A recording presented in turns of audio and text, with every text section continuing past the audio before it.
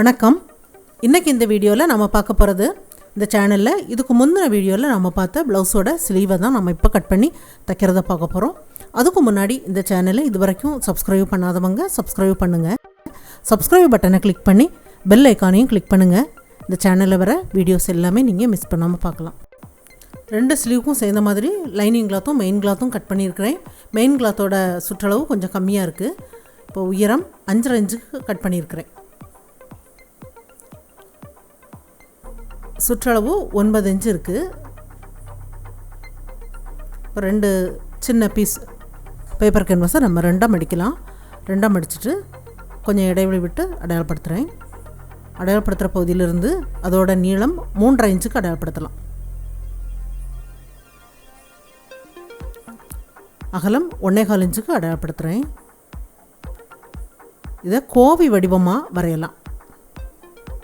இந்த கோவி வடிவத்துக்கு உள்பக்க அளவு தான் நம்ம இப்போ வரைஞ்சிருக்கிறது. இதுக்கு வெளிப்பக்கம் 1/2 இன்ச் அளவு கேன்வாஸ் இருக்கிற மாதிரி அடையாளப்படுத்திட்டு, வெளிப்பக்கம் நம்ம அடையாளப்படுத்தியிருக்கிற பகுதியில் ஃபஸ்ட்டில் நம்ம கட் பண்ணி எடுக்கலாம். அதுக்கப்புறம் உள்பக்கம் நம்ம வரைஞ்சிருக்கோம் பாருங்கள், அந்த பகுதியில் அந்த கேன்வாஸை தனியாக அந்த மாதிரி கட் பண்ணி எடுத்துருங்க. இந்த ஷேப்பில் இருக்கும். இது 2 பீஸ் இருக்குது. இப்போ இதை லைனிங் கிளாத்தில் வச்சு அயர்ன் பண்ணலாம். இப்போ இது மெயின் கிளாத்தும் லைனிங் கிளாத்தும் சேர்ந்த மாதிரி ஒரு பக்கம் ஜாயிண்ட் ஆக்கிடலாம். ஜாயிண்ட் ஆக்கி லைனிங் கிளாத்தை திருப்பி அதுக்கு மேலே பதிகிற மாதிரி தைச்சி விட்டுடலாம். தைச்சதுக்கப்புறம் 2 கிளாத்தையும் சேர்த்து அப்படியே மடித்து வெளிப்பக்கம் ஜாயிண்ட் ஆக்கிடலாம். இந்த ஸ்லீவுக்காக கட் பண்ணுறது எல்லாமே நம்ம லாஸ்ட்டில் கட் பண்ணணும். அந்த மடிச்சிருக்கிற பகுதியில் எட்ஜில் ஒரு தையல் தைச்சதுக்கப்புறம் வெளிப்பக்கம் ஜாயிண்ட் ஆக்கலாம்.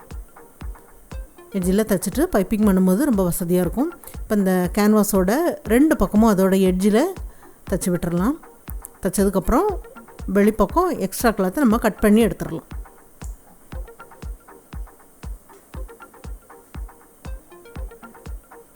கட் பண்ணி எடுத்தாச்சு. இப்போ இந்த பீஸை 2ஆக மடிக்கலாம். 2ஆக மடித்து சென்டரில் நம்ம அடையாளப்படுத்தி விட்டுறலாம். அதே மாதிரி இந்த பீஸையும் 2ஆக மடித்து அடையாளப்படுத்திடலாம். இது தையல் லைன் வர பகுதியில் அடையாளப்படுத்தியிருக்கிறேன். கீழே அந்த கார்னர் பகுதி நம்ம மடித்து தைச்சிருக்கோம் பாருங்கள், அந்த பகுதியில் அந்த கார்னர் பகுதி வரணும். ஒரு 1/2 இன்ச் அளவு விட்டு உள்பக்கம் உள்ள அந்த கோவி அளவு வர்ற மாதிரி வச்சுட்டு நேராக ஒரு தையல் தைச்சிட்டு அதுக்கு உள்பக்கம் கேன்வாஸில் தையல் படாமல் அப்படியே ஜாயிண்ட் ஆக்கிடலாம். ஜாயிண்ட் ஆக்கிட்டு உள்பக்கம் உள்ள கிளாத்தை கட் பண்ணி எடுத்துடலாம். ஒரு 1/4 இன்ச்செல்லாம் கிளாத்தை விட்டுட்டு கட் பண்ணி எடுங்க.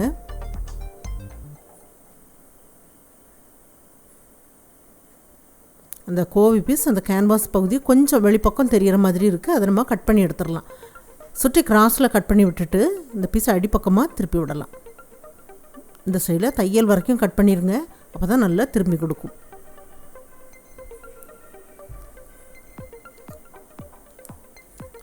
அப்படியே நல்லா அடிப்பக்கம் திருப்பி விட்டுட்டு நல்லா தேய்ச்சி விட்டுருங்க.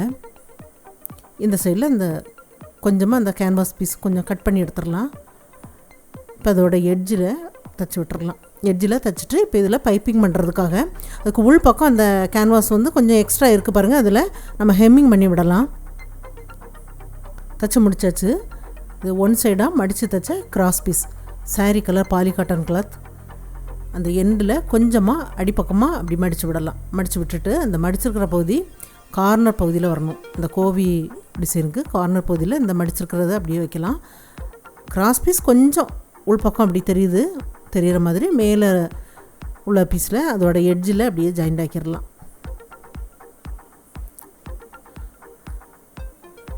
அதே மாதிரி முடிக்கும் போதும் கொஞ்சமாக மடித்து விட்டுட்டு அந்த கிராஸ் பீஸை நம்ம அடிப்பக்கமாக அப்படியே திருப்பி விட்டுருங்க. திருப்பி விட்டுட்டு அந்த கார்னர் பகுதியில் அப்படி முடிகிற மாதிரி இருக்கணும். 2 பக்கமும் அதில் மடிச்சிருக்கோம் பாருங்கள், அதை அப்படி நம்ம திருப்பி தைக்கும்போது அந்த நூல் இலை வந்து நமக்கு வெளிப்பக்கம் தெரியாமல் இருக்கும்.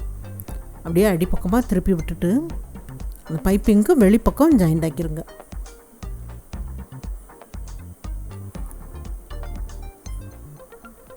இந்த வளைவுக்கு ஏற்ற மாதிரி அப்படியே திருப்பி விட்டுட்டு பைப்பிங் பண்ணுங்கள். பைப்பிங் பண்ணுறதுக்கு ஈஸியாக தான் இருக்கும்.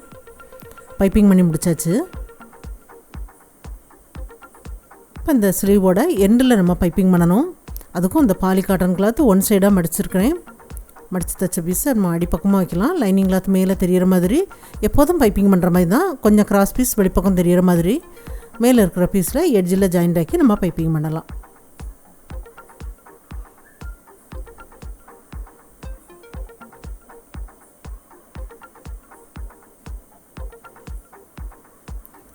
பைப்பிங் பண்ணி முடித்தாச்சு. இது நேர் பீஸ். ஏன்னா இந்த ப்ளவுஸ் கிளாத்தில் அந்த எண்டில் ப்ளைனாக இருந்தது, அந்த பகுதியை நேர் பீஸாக கட் பண்ணியிருக்கிறேன். ரெண்டாம் அடித்து ஒரு 4 இன்ச்செலாம் பைப்பிங் இருக்கிற மாதிரி தைச்சதுக்கப்புறம் 1.5 இன்ச்சு நீளத்துக்கு இருக்கிற மாதிரி எல்லா பீஸையும் கட் பண்ணி எடுத்துடலாம். இந்த ஸ்லீவை நம்ம ரெண்டாம் அடித்து நம்ம ஸ்லீவ் சுற்றளவு வந்து நம்ம தையல் வரும் பாருங்க, அந்த பகுதியை அடையாளப்படுத்தி விடலாம். அது வரைக்கும் இதில் டிசைன் பண்ணுறதுக்காக 2 சைட்லையும் அடையாளப்படுத்திடலாம். நம்ம ஏற்கனவே சின்ன சின்ன பீஸாக கட் பண்ணியிருக்கோம் பாருங்கள், அதை ரெண்டாக மடித்து இந்த சென்டரில் கொஞ்சம் இடைவெளி விட்டுட்டு 1/2 இன்ச்செலாம் இடைவெளி விட்டுட்டு ஒரு சைடில் இருந்து ஆரம்பிக்கிறேன்.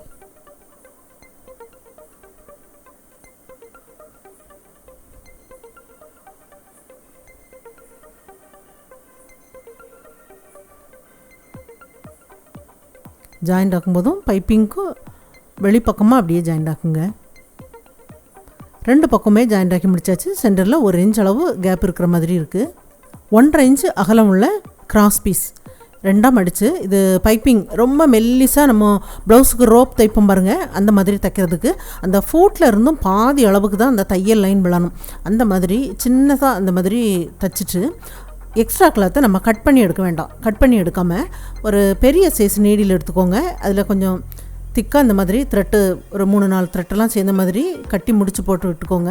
விட்டுட்டு அந்த உள்பக்கமாக அந்த நீடியில் கொஞ்சம் கிளாத்துக்கு உள்பக்கம் ஒரு 1/2 இன்ச்செலாம் வர்ற மாதிரி உள்பக்கம் விட்டுருங்க. விட்டுட்டு நம்ம கட்டி விட்டுருக்கோம் பாருங்கள், அந்த பகுதியில் இந்த மாதிரி எடுத்துருங்க. அதில் முடிச்சு விழுந்துடும்.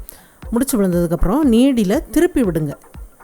நேராக விடாதீங்க, திருப்பி விடுங்க. அப்போ தான் உள்பக்கம் போகும்போது அந்த கிளாத்தில் அந்த நீடில் வந்து மாட்டாமல் வெளிப்பக்கமாக நமக்கு வரும். அந்த த்ரெட்டு கொஞ்சம் நீளமாக இருக்கணும். அப்போ தான் அந்த கிளாத்து பகுதியில் முடிஞ்சு நமக்கு வெளிப்பக்கம் ஈஸியாக அந்த நீடில் வரும். நீடில் எடுத்ததுக்கப்புறம் இது கொஞ்சம் நல்லா டைட்டாக தான் இருக்கும். ஏன்னா ரொம்ப சின்னதாக தான் நம்ம அதில் தைச்சிருக்கிறோம். ஒரு 4 இன்ச்சுக்கும் கம்மியாக அதில் தைச்சி விட்டுருக்குறோம்.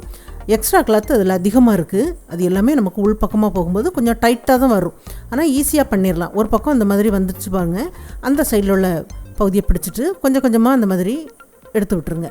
டைட்டாக தான் இருக்கும், ஆனால் ஈஸியாக நம்ம எடுத்துடலாம். வெளிப்பக்கமாக எடுத்தாச்சு. இந்த ரோப்பு பாருங்கள், இது நம்ம த்ரெட் பைப்பிங்க்கு யூஸ் பண்ணுற மாதிரி உள்ள அளவில் உள்ள அந்த ரோப் வடிவத்தில் இருக்கும். இப்போ இது ஸ்கொயர் பீஸ் 2 பீஸ் எடுத்துருக்கிறேன். 2.5 இன்ச்சு அகலத்தில் இருக்குது. ரெண்டாக மடித்து இதை ஹேங்கிங் பண்ணுறதுக்காக அந்த ரோப்பை இந்த சைடில் வைக்கலாம். வச்சுட்டு ரெண்டாக மடிக்கலாம். ரெண்டாக மடிச்சுட்டு மேலே ஒரு 1/2 இன்ச்செல்லாம் விட்டுட்டு அதை ஜாயிண்ட் ஆக்குறேன். ஜாயிண்ட் ஆக்கிட்டு அந்த ரோப்பு பக்கத்தில் அப்படியே நம்ம கிராஸில் ஜாயிண்ட் ஆக்கணும். கிராஸில் தைக்கும்போது கீழே முடியும்போது ஒரு பீஸை மேலே மடிக்கணும், இன்னொரு பகுதியை அடிப்பக்கமாக மடிங்க. நம்ம ரெண்டாக மடிச்சிருக்கோம் பாருங்கள், அந்த பகுதியில் ஒரு பகுதியை மேல் பக்கமாக மடிக்கிறேன், இன்னொரு பகுதியை அடிப்பக்கமாக மடிக்கணும். அந்த மாதிரி மடித்து விட்டுட்டு அந்த பகுதியில் அப்படியே ஜாயிண்ட் ஆக்கிடுங்க.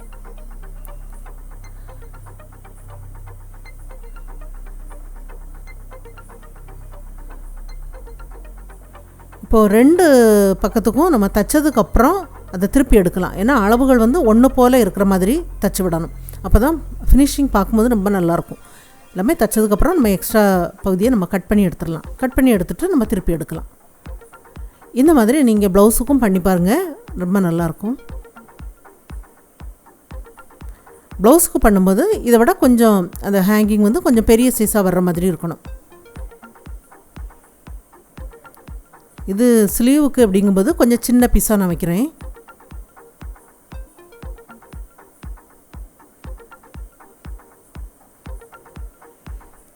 ரெண்டு பக்கமும் தச்சு முடித்ததுக்கப்புறம் நம்ம ஸ்லீவில் ஏற்கனவே தைச்சிருக்கோம் பாருங்கள், அந்த பகுதியில் 2 பீஸையும் இந்த மாதிரி கிராஸில் வைங்க.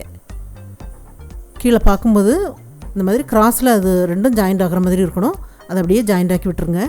ஜாயிண்ட் ஆக்கிட்டு ஒரு பீஸ் எடுத்து இப்படி திருப்பி இந்த சைடு வர்ற மாதிரி இருக்கணும். இன்னொரு பீஸ் அதுக்கு ஆப்போசிட்டாக வர்ற மாதிரி இருக்கணும். அந்த மாதிரி விடும்போது மேலே 2 வளையம் அந்த மாதிரி இருக்கும் பாருங்கள். இந்த கட்டி விட்ட மாதிரி இருக்கும், ஆனால் கட்டாமல் அதையே நம்ம மிஷினில் ஜாயிண்ட் ஆக்குறோம். தைச்சதுக்கப்புறம் ஒரு பீஸை இதுக்குள்ளுக்கு அப்படியே விட்டுருங்க, இன்னொரு பீஸை அதுக்கு ஆப்போசிட்டில் இருக்கிற பீஸுக்குள்ளுக்கு அப்படியே விட்டுறலாம். அதுக்கப்புறம் நம்ம 2 ஸ்லீவுமே தைச்சதுக்கப்புறம் நம்ம ஸ்லீவுக்காக கட் பண்ணுவோம் பாருங்கள், அந்த மாதிரி உங்களுக்கு எவ்வளோ உயரம் வேணுமோ. இதில் வந்து 5.5 இன்ச்சு எடுத்திருந்தேன், இப்போ அந்த 5.5 இன்ச்சு இப்போ 5.25 இன்ச்சு அந்த ஸ்லீவோட உயரம் இருக்குது. ஏன்னா அதுக்கு ஃப்ரண்ட்டில் வந்து அந்த மடித்து தைச்சி சின்னதாக டிசைன் பண்ணியிருக்கோம். அதில் நம்ம பைப்பிங் பண்ணும்போது 1/4 இன்ச்சு உள்பக்கம் போச்சு. இப்போ அது 5.25 இன்ச்சு இருக்குது. மேலே நம்ம ஸ்லீவ் ஜாயிண்ட் ஆக்கும்போது ஒரு 1/4 இன்ச்சுக்கு கொஞ்சம் அதிகமாக போகும். அப்போ இது 5.25 இன்ச்சு அளவு தான் இந்த ஸ்லீவோட உயரம் வேணும். அந்த மாதிரி இதை கட் பண்ணி எடுத்துருக்கிறேன். இப்போ இந்த ஸ்லீவ் பாருங்கள், ரொம்ப ஃபேன்சியான ஒரு மாடல். இது இந்த ப்ளவுஸுக்கு தான் நீங்கள் பண்ணணும் அப்படிங்கிறதுல, எந்த ப்ளவுஸுக்காக இருந்தாலும் ஃபேன்சியான ஒரு ஸ்லீவ் வேணும் அப்படின்னா இந்த மாதிரி நீங்கள் பண்ணி பாருங்கள், ரொம்ப நல்லாயிருக்கும். ட்ரை பண்ணி பாருங்கள். இந்த வீடியோ பார்த்ததுக்கு நன்றி. மேலும் வீடியோஸ் பார்க்க இந்த சேனலை மறக்காமல் சப்ஸ்கிரைப் பண்ணுங்கள்.